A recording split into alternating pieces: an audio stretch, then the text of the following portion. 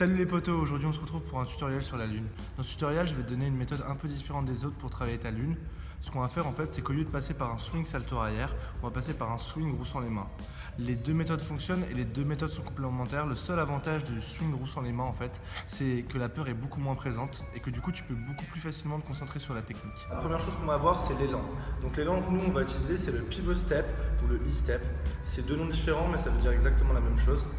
En gros, l'intérêt de cet élan par rapport au J-step, qui est une course, c'est que cet élan-là, en fait, il va te placer directement en déséquilibre arrière et bien en équilibre sur ta jambe gauche, ce qui va te permettre en fait de mettre beaucoup de saltos dès le début et de pas voyager en fait sur ton élan. Parce que la majorité des gens qui font un J-step, en fait, ils passent à travers leur jambe d'appui et ils prennent pas de recul et du coup ils avancent sur leur coup de pied à la lune et du coup ils n'arrivent pas à déclencher de la rotation salto. Pour le step, on va commencer dans la direction face à là où on veut reculer et on va faire un demi-tour à 180 degrés en sautant 2 fois sur la jambe gauche. À chaque fois qu'on va sauter sur la jambe gauche, on va essayer de faire environ 90 degrés afin de rester bien stable sur sa jambe gauche et du coup de prendre le maximum de déséquilibre arrière et de pouvoir pousser droit et dans l'axe.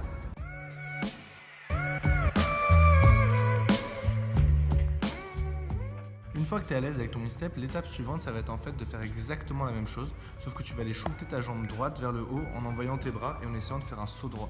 Ça va te permettre de commencer à travailler la sensation du shoot.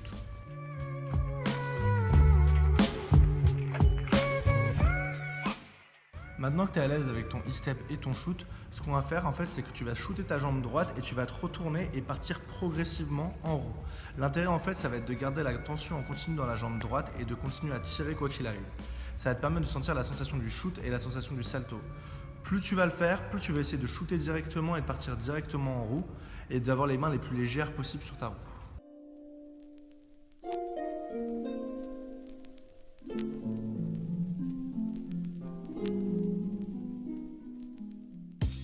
Une fois que tu es à l'aise sur ton swing roue, ce que tu vas faire en fait, c'est que tu vas essayer de partir un peu plus en arrière et de poser uniquement ta main gauche. Ça va te permettre de libérer le buste en fait et de libérer ce bras-là pour sentir l'envoi de buste et la rotation.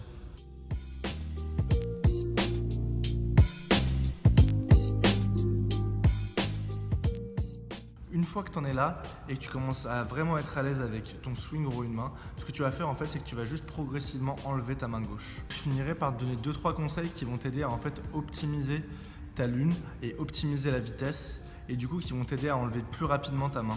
Alors en fait, la chose principale, ça va être de ne pas aller mettre directement ta main gauche derrière, mais bien de shooter en envoyant les bras vers le haut et en envoyant la lune, puis d'aller mettre ta main. C'est pas grave si le regard tourne directement derrière. Au début, ton regard il va en fait passer un peu par-dessous ton épaule, mais petit à petit, il faut vraiment en fait que tu essaies d'aller regarder par-dessus ton épaule. C'est-à-dire que quand tu vas regarder derrière toi, tu vas regarder par-dessus ton épaule. Ça va rajouter beaucoup de saltos en fait dans ta lune, et plus tu auras de saltos dans ta lune, plus tu seras léger sur ta main gauche. La deuxième chose que je vais te donner, c'est vraiment de te concentrer sur la sensation du shoot et de garder la tension dans ta jambe droite jusqu'à ce qu'elle arrive au sol.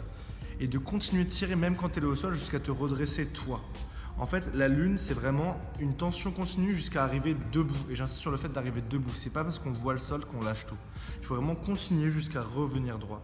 En fait, plus tu vas comprendre cette tension, plus tu vas mettre de vitesse dans ton shoot et dans ta lune, plus tu vas être à l'aise et arriver facilement sur les pieds.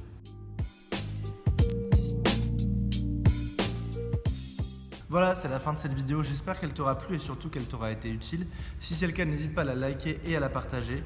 Ça permettra à un maximum de gens de bénéficier de ces conseils. N'hésite pas à t'abonner si tu veux voir tous les prochains tutoriels et vidéos tricks que je vais sortir. Et moi, d'ici là, je te dis à la semaine prochaine pour une nouvelle vidéo. Peace!